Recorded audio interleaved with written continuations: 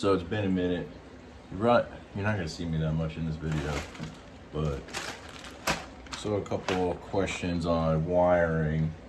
So we're gonna redo my wiring. So I bought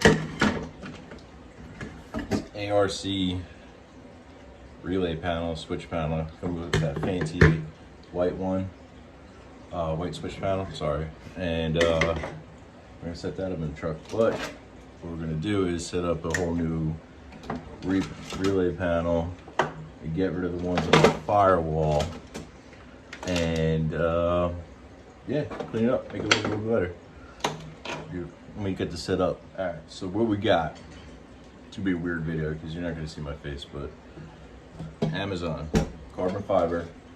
It's 11.5 by 15 inches, 11.5 inches wide, 15 inches long.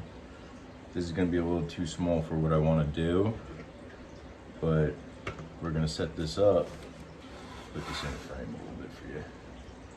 And we're gonna try to make something cool out of it. Never really messed with carbon fiber before, so it's gonna be a first. It's cheap shit, so don't judge me.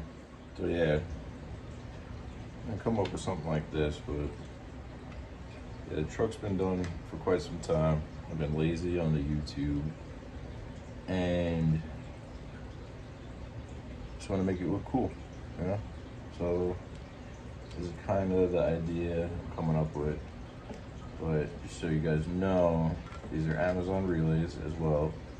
I ran these on my old setup for like 5 years now, but these are a 5-prong relay. All I gotta do is take the middle wire out because it's useless for this setup. And then you got power, ground, switch, and accessory. And then wired it accordingly. I'm gonna get this all trimmed up and set up, but this is kind of the gist we're going with right here. It's a better angle, sorry about that. But yeah, I'll set this up and mount the other thing, and then I'll get back. So kind of got my idea mapped out. I'm gonna start with these two. The biggest thing with this setup is this is the ground side, this is power side, obviously your fuses and whatnot. But what I'm gonna do is, these leads are kind of short on the relays, so I gotta make sure the furthest ones reach the ground, and everything else reaches pretty well. So I could route these a decent way, but this was the most important part, to figure out where the furthest grounds are gonna go. So I'm gonna get these mounted up, and then I'll show you what I'm doing. All right, so did a little rib nut. I was gonna rivet it, but I realized just in case something happens, I gotta get in here. I'd like to remove it. So I got 1 and 1, kind of made it even towards the end, just so I have an idea where I wanna be. But I'm gonna be shy on 2 rib nuts. It's not a big deal, but I'm gonna continue the rest, and I'll show you what I come up with. All right, so a little progress.